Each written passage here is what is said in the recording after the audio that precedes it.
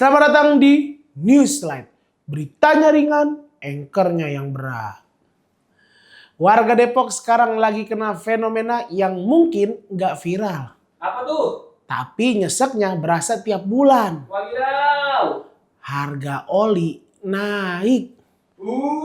Mungkin buat orang kaya, dia bisa bilang, cuma naik 20.000. Tapi kalau buat ojol, buat kurir, buat pekerja yang motornya dipakai cari makan tiap hari, 20.000 itu bisa jadi nasi padang setengah lauk. Wah.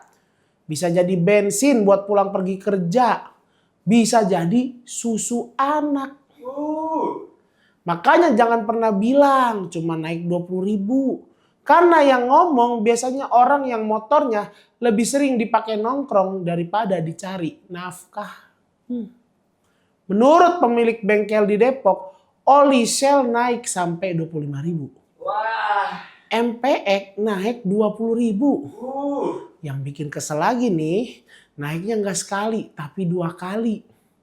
Kayak mantan yang udah nyakitin, balik lagi buat nyakitin lagi. Warga juga bingung. Kemarin naik, sekarang naik lagi. Bulan depan kita tunggu aja sambil kita siapin mental. Karena yang stabil di Indonesia tinggal rasa kecewa rakyat.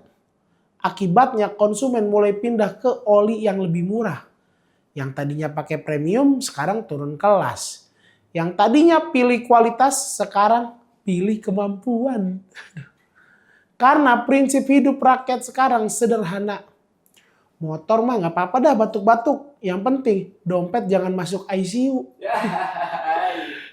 Kasihan juga nih bengkelnya. Biasanya mereka jual produk favorit pelanggan. Sekarang harus muter otak.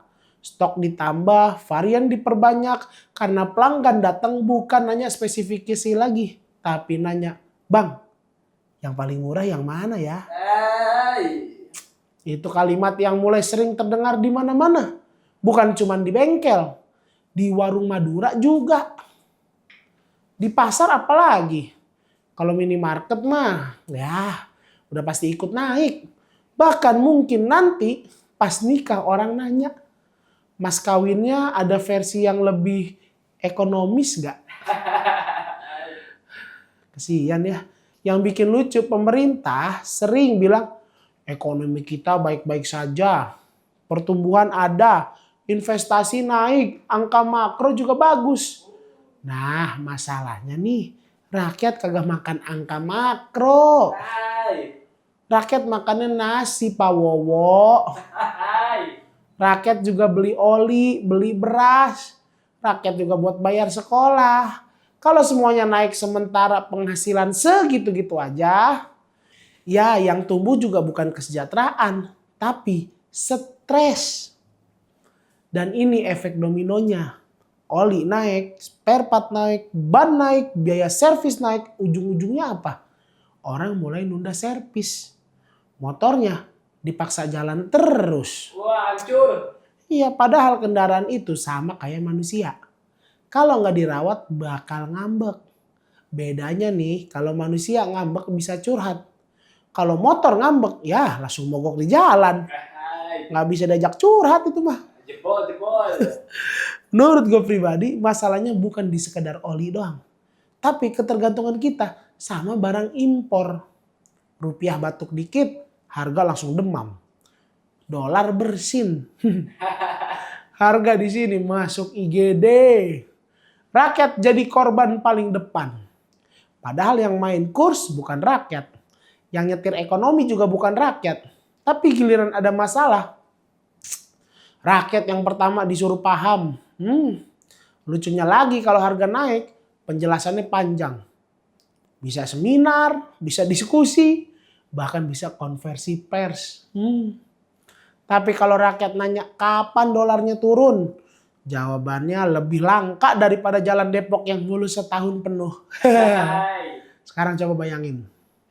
Seorang ojol sehari dapat bersih 100.000 deh. Sekali ganti oli tambah mahal. Ban naik, spare part naik, bensin gak pernah benar-benar bikin kita tenang. Artinya apa? Artinya orang yang roda ekonominya muter di jalan justru lagi didorong makin mepet ke pinggir jalan.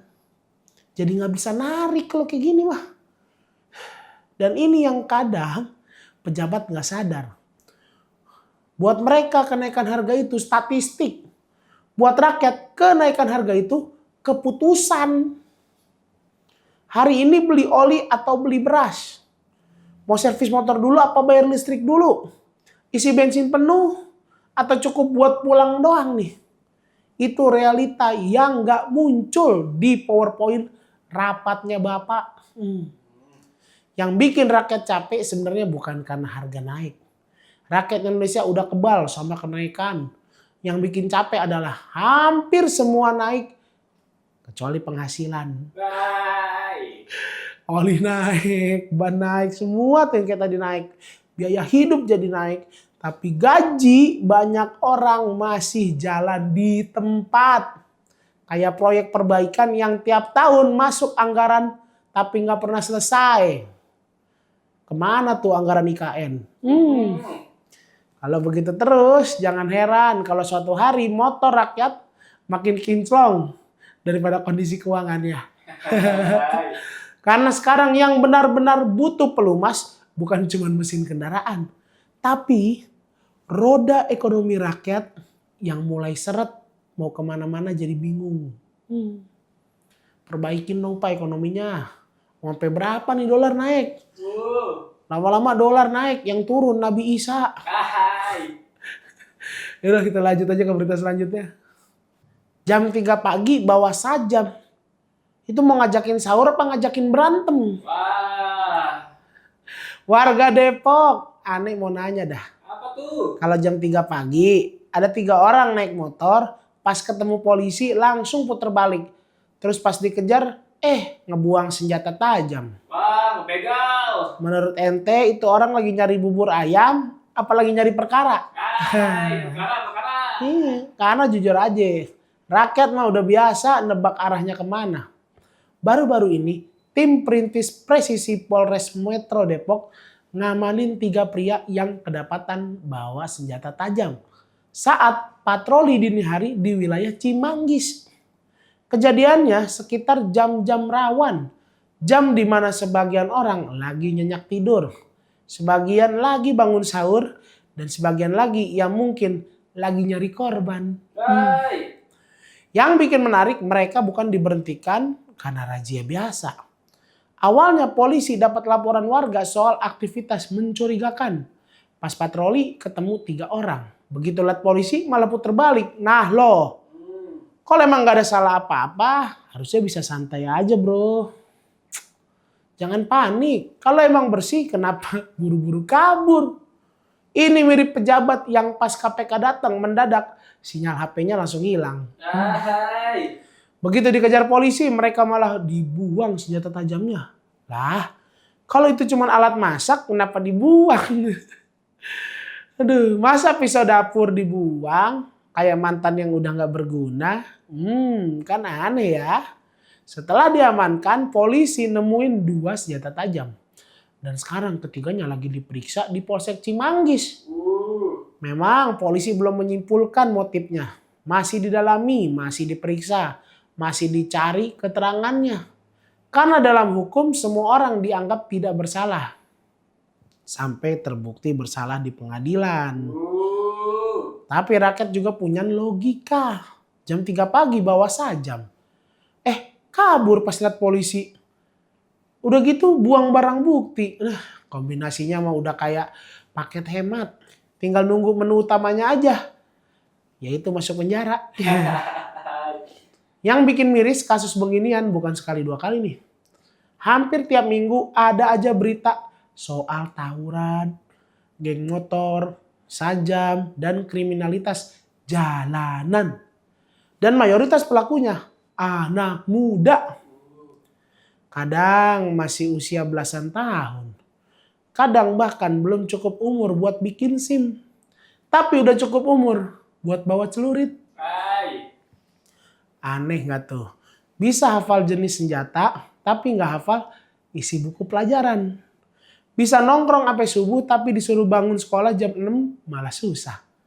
Ini bukan cuma soal kriminalitas, ini soal lingkungan, soal pendidikan, soal pengawasan, dan soal kegagalan banyak pihak menjaga generasi muda.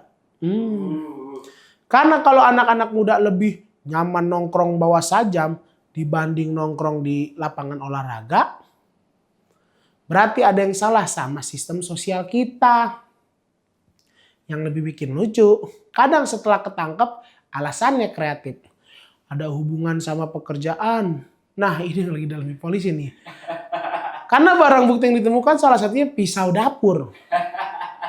Kalau emang buat kerja, ya nanti dibuktiin. Tapi rakyat masih mikir, kerja apaan? Jam 3 pagi muter-muter naik motor sambil bawa pisau dapur. Jualan daging. Chef Juna juga nggak gitu-gitu amat. Mau buka restoran keliling emang? Atau mau masak nasi goreng di tengah jalan? Jangan-jangan mau buka warteg darurat di lampu merah nih. Ya kan susah dipercaya juga. Makanya proses hukum itu penting biar semuanya jelas. Karena kalau emang ada niat jahat harus ditindak. Kalau ternyata tidak ada ya harus dibuktikan juga. Tapi yang patut diapresiasi adalah patroli polisi yang berhasil mencegah sesuatu sebelum kejadian. Yang begini-begini nih aneh demen nih. Ini yang sering gak kelihatan. Kalau polisi nangkep pelaku setelah ada korban, orang bilangnya telat. Kalau polisi cegah sebelum ada korban, orang bilang biasa aja. Padahal justru penjagaan itu yang paling penting. Karena korban kejahatan gak bisa di-reset. Motor yang dirampas mungkin bisa diganti. HP yang hilang mungkin bisa dibeli lagi. Tapi kalau nyawa orang yang hilang, gak bisa diapa-apain. Trauma korban juga gak bisa dibalikin. Takut seumur hidup. Makanya patroli dini hari begini harus konsisten nih. Jangan cuman pas lagi viral doang baru patroli. Jangan cuman pas ada perintah dari atasan. Karena pelaku kriminal juga nggak kenal jadwal kerjamu, Pak Pol. Mereka nggak bikin janji dulu sebelum beraksi. Mereka nggak kirim undangan. Mereka nggak bikin surat pemberitahuan. Datang-datang langsung bikin masalah. Dan buat para orang tua ini juga jadi pengingat. Coba deh sesekali cek anaknya jam 3 pagi lagi ngapain. Karena sekarang banyak orang tua taunya anaknya masih di kamar. Padahal yang ada di kamar cuman bantal guling. Anaknya udah keliling-keliling. Mana bawa pisau. Aduh, anaknya udah nongkrong gitu. 3 kelurahan dari rumah, jauh bener ya. Kadang orang tua baru sadar anaknya tawuran setelah masuk berita. Baru sadar anaknya bawa sajam setelah fotonya beredar di WhatsApp grup RT. Baru sadar anaknya salah pergaulan setelah dijemput polisi. Telat. Padahal tanda-tandanya sering muncul jauh sebelumnya. Dan buat para pelaku yang doyan keluyuran sambil bawa senjata, percayalah gak ada orang yang kelihatan keren karena bawa celurit. Yang ada malah kelihatan gagal ngontrol emosinya. Kalau mau dianggap jago, ya prestasiin diri sendiri.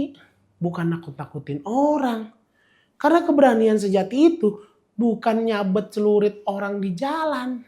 Tapi berani kerja, berani sekolah, berani tanggung jawab sama hidup sendiri. Nah sekarang pertanyaannya, sampai kapan Depok harus terus-terusan ngurusin urusan sajam, tawuran dan kriminal jalanan? Karena tiap kali ada taman rusak, jalan bolong, situ kumuh, warga ngomel. Tiap kali ada anak muda bawa celurit keliling kota, yang rusak bukan cuma fasilitas itu kan. Yang rusak masa depan. Jangan cuma ngomelin yang lain-lain nih, kayak gini dijaga anaknya, Bapak Ibu.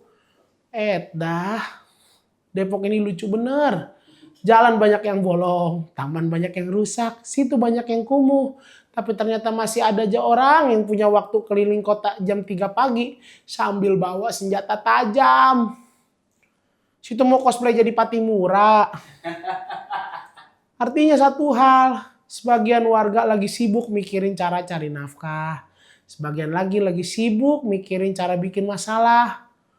Dan kalau polisi nggak keburu nemuin mereka duluan, mungkin pagi harinya yang muncul bukan berita penangkapan, tapi berita korban. Hilang lagi aja motor sama nyawa nih. Untung kali ini yang bangun sebelum subuh bukan cuman salon pelaku. Polisinya juga masih bangun. Kalau enggak nih ya, bisa jadi yang sahur pagi itu bukan nasi uduk, melainkan penyesalan. Kita lanjut aja ke berita selanjutnya dah. Situ rawa besar deket balai kota, tapi kayak jauh dari perhatian pemerintah. Kenapa itu? Nah, warga Depok, Apa? aneh mau nanya nih. Apa tuh? Kalau ada ruang publik yang letaknya dekat pusat pemerintahan, dekat kantor-kantor pejabat, dekat tempat orang-orang ngambil keputusan, harusnya kondisinya bagus apa kagak? Bagus. Harusnya jadi contoh apa jadi bahan omongan? Wah, dulu. Sekarang coba lihat tuh, situ rawa besar.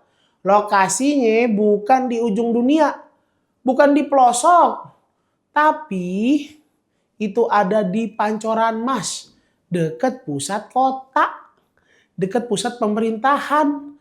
Tapi yang dilihat warga malah bantu retak. Catnya ngelupas, sampah berserakan. Aduh, apalagi sekarang penerangannya kurang. Dan fasilitas yang makin hari makin kelihatan tuwir alias tua. Aduh. Aneh, kadang bingung sama cara kerjanya. Apalagi cara kerja pemerintah. Kalau bikin spanduk ucapan selamat, cepat bener. Kalau pasang baliho, lebih cepat. Kalau foto-foto di groundbreaking proyek, paling kenceng. Hai. Tapi giliran ngerawat yang udah ada, kayak mantan yang udah nggak dianggap penting nih kayaknya kita. Hai. Dibiarin. Padahal situ rawa besar ini bukan cuman kubangan air doang. Ini aset kota loh Pak. Ini ruang publik. Ini tempat warga olahraga. Tempat keluarga nongkrong. Bahkan ini tempat anak-anak main. Tempat-tempatnya pemancing nyari hiburan. Harusnya jadi kebanggaan Depok. Bukan jadi contoh kelalaiannya. Warga sampai bilang nih, kita perlu tempat berteduh tambahan. Artinya apa? Artinya fasilitas yang ada belum cukup. Orang mau santai aja susah bener. Kalau panas kepanasan, kalau hujan kebasahan. Ya, masa kita nongkrong kudu pakai jas hujan sih? Hai. Yang teduh cuman janji-janji pembangunan Bapak doang. Yang lebih lucu lagi soal penerangan. Warga sono bilang lampu masih kurang. Padahal tempat itu sering dipakai nongkrong malam. Gini nih yang bahaya. Kalau ruang publik gelap, yang nyaman bukan warga. Biasanya yang nyaman justru orang-orang yang gak mau kelihatan. Kalau lampu kurang, pengawasan udah pasti kurang. Pengawasan kurang udah pasti potensi masalah makin gede. Nanti kalau udah ada kejadian, baru dah buru-buru pada rapat. Hai. Baru dah bikin evaluasi. Bikin kajian, bikin tim. Padahal masalahnya dari dulu udah kelihatan. Lampunya kurang, ya toh ditambah Pak. Selesai kan kalau udah begitu mah. Kadang birokrasi kita tuh paling unik. Masalah kecil dipikirnya berbulan-bulan. Pas udah jadi besar baru panik. Terus ada lagi soal ikan. Pemancing ngeluh populasi ikan berkurang karena banyak yang pasang jala besar. Iya nih, menarik juga nih. Artinya bukan cuma fasilitas yang perlu dijaga, tapi ekosistemnya juga. Karena situ itu bukan kolam pribadi. Bukan tempat siapa cepat dia dapat. Kalau semua ikan mah disapu pakai jala gede, lama-lama yang mancing cuma dapat kenangan doang. Ya, sampah, banyak sampah. Iya, yang nyangkut di kail bukan ikan, tapi rasa kecewa. Waduh. Dan yang bikin aneh makin geleng-geleng kepala, Situ Rawa Besar ini lokasinya dekat pusat pemerintahan. Artinya apa? Pejabat lewat situ bukan hal yang mustahil dong. Tapi pertanyaannya, mereka ngelihat apa kagak? Atau sebenarnya lihat, cuman pura-pura tutup mata. Hai, buta. Iya, karena kalau warga biasa aja bisa sadar, ada bangku retak, sampah berserakan, cat pada ngelupas. Masa yang punya dinas, punya staf, punya anggaran, nggak sadar? Kan aneh ini. Kadang rakyat tuh bukan minta yang mewah, bukan minta Disneyland, bukan minta Universal Studio, enggak. Mereka cuma minta taman yang bersih, lampu nyala, bangku nggak rusak, air nggak kotor, sesederhana itu. Wadidaw. Tapi di Depok permintaan sederhana sering terasa proposal proyek nasional. Ya Allah, udah kayak mau bangun gedung tinggi aja sih. Harus nunggu lama, harus nunggu viral, harus nunggu rame dulu, baru bergerak. Lambat. Padahal kalau dirawat dari awal biasanya lebih murah. Kerjanya lebih gampang, hasilnya udah pasti lebih bagus. Tapi budaya yang sering terjadi justru nunggu rusak parah dulu. Nunggu ambruk dulu. Nunggu viral dulu, nunggu media datang dulu. Baru sibuk ya. Kayak polisi India ini mah. Makanya warga sekarang udah pada mulai capek. Karena yang mereka lihat bukan pembangunan. Bukan pembangunan berkelanjutan juga. Tapi tambal sulam. Wadidaw. Hari ini dicat, besok pudar lagi. Hai. Hari ini dibersihin, besok kotor lagi. Hari ini diperbaiki, besok rusak lagi. Ya udah muter-muter aja di situ tuh.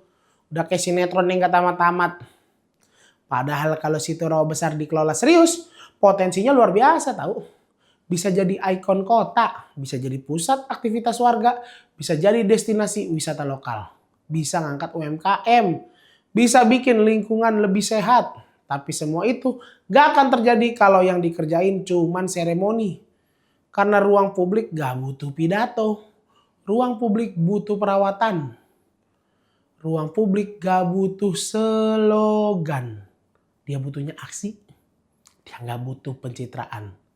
Butuhnya perhatian Bapak.